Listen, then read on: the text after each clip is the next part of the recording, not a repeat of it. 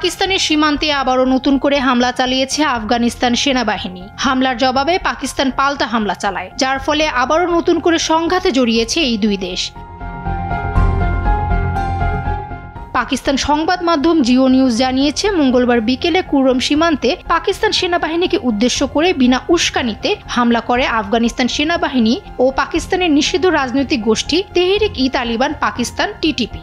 এরপর তাদের উপর পাল্টা হামলা চালায় পাকিস্তানি সেনাবাহিনী, যার ফলে টিটিপির একজন জ্যেষ্ঠ কর্মকর্তা নিহত হন।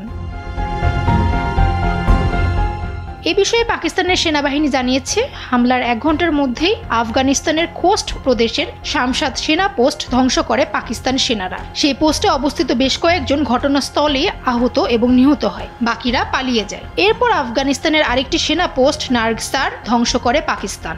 এছাড়া তারা তুর্কমানজাই পোলসেন নামে আরও 2টি সেনা পোস্ট ধ্বংস করে। সব মিলে 4টি সেনা পোস্ট ধ্বংস করা হয়, যেখানে প্রায় 10টি ট্যাঙ্ক ছিল। সেই সঙ্গে সেনা পোস্টে অবস্থিত বেশ কয়েকজন আফগান সেনা ও টিটিপি যোদ্ধা নিহত হয়েছেন। পাকিস্তানের সেনাবাহিনীর এক কর্মকর্তা জিও নিউজকে জানায়, পাকিস্তানের হামলার সময় টিকতে না পেরে সেনা পোস্ট থেকে পালিয়ে গেছেন জীবিত আফগান সেনারা। এছাড়া একটি পোস্টে সেনারা পালানোর আগে আত্মসমর্পণ জ্ঞাপক সাদা পতাকাও তুলেছিলেন। উল্লেখ্য, গত 11ই অক্টোবর পাকিস্তান এবং আফগানিস্তানের সেনাদের মাঝে তুমুল সংঘর্ষ হয়। পাকিস্তানি নিরাপত্তা কর্মকর্তারা জানায়, সীমান্তের 5টিরও বেশি স্থানে সংঘর্ষ হয়েছে এবং তারা পাল্টা হামলা চালিয়েছে। এছাড়া সেই সংঘাতে 2 শতাধিক আফগান সেনা এবং পাকিস্তানের সেনাবাহিনীর 23 জন নিহত হয়েছেন।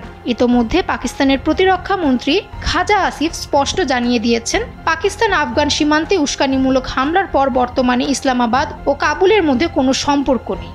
আফগানিস্তানে নিযুক্ত পাকিস্তানের সাবেক রাষ্ট্রদূত আসিফ দুরবানি বলেছেন, 2 দেশের অস্থির সম্পর্কের কেন্দ্রে মূল সমস্যা হিসেবে রয়ে গেছে তেহরিক-ই-তালিবান পাকিস্তান। 2 দেশের পাল্টাপাল্টি হামলা এবং বাগযুদ্ধে পরিস্থিতি এখন কোথায় গিয়ে ঠেকবে, তাই এখন বড় প্রশ্ন।